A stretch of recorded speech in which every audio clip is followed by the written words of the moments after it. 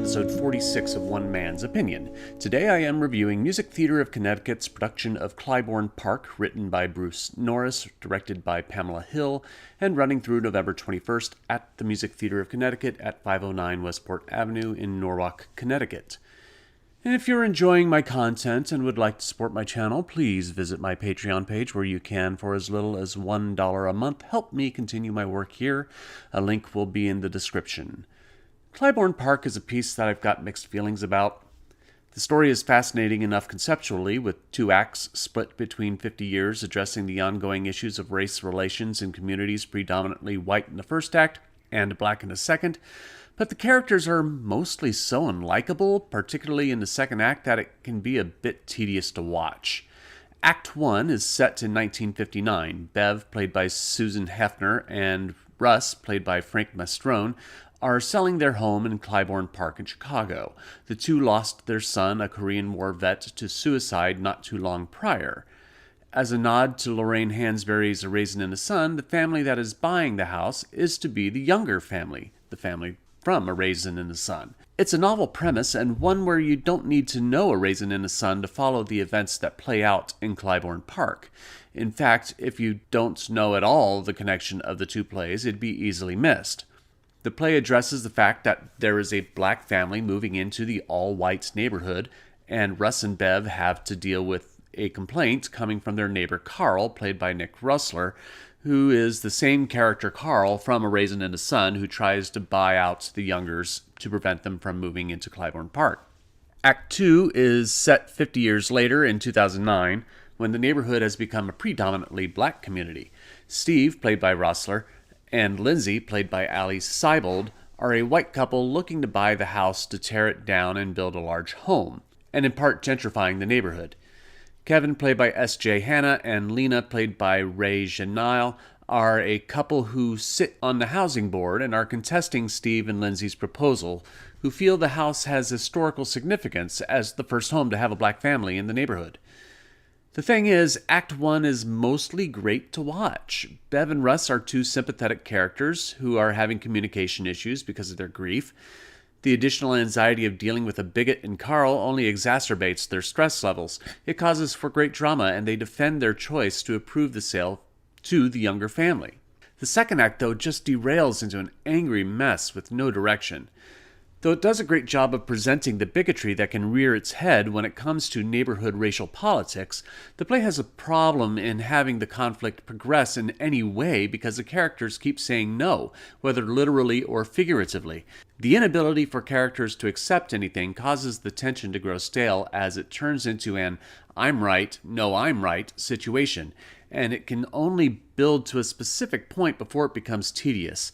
The first act deals with it pretty well, and its resolution feels gratifying, but the second act sits in this perpetual nexus of people loathing each other so much that everyone becomes unlikable.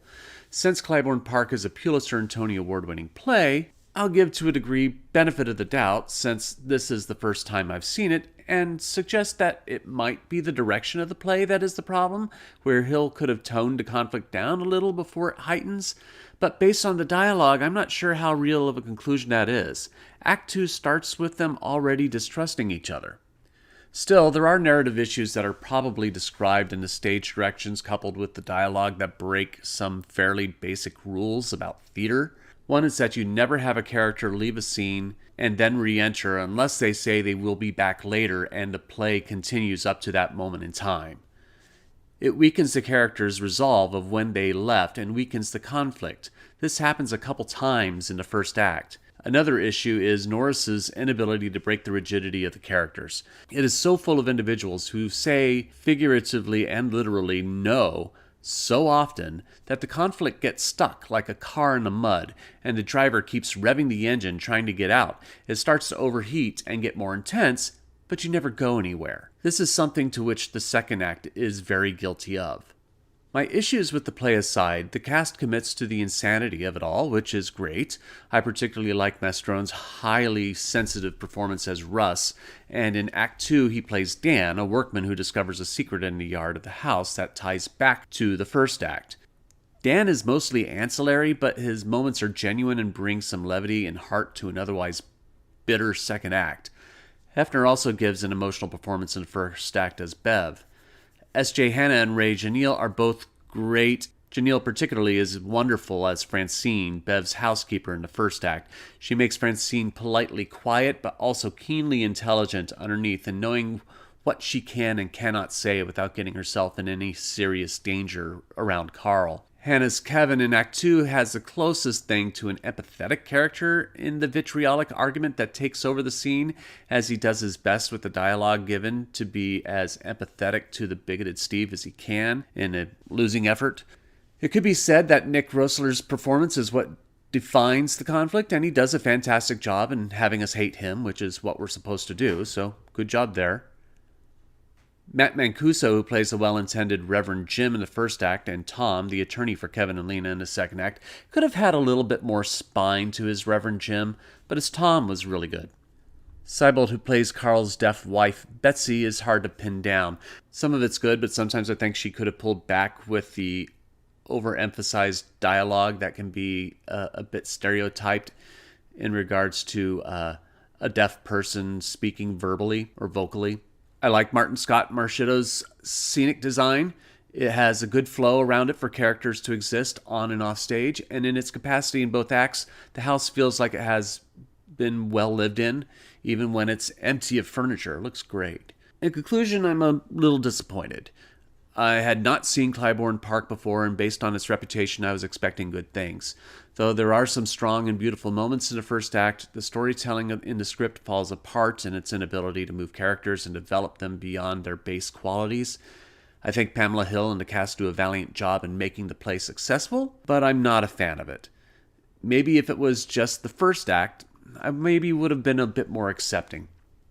But I am only one man's opinion, so be sure to leave yours in the comments below. If you'd like to see Clybourne Park, I'll leave a link in the description where you can get tickets. You can support my channel by becoming a patron over on Patreon. A link to that will be in the description as well, and thank you to all of my supporters. You can also support my channel by liking, sharing, and subscribing, and don't forget to click the notification bell to be alerted to future reviews. My next review will be the new Broadway play, I Need That. Thank you for watching, and I will see you at the theater.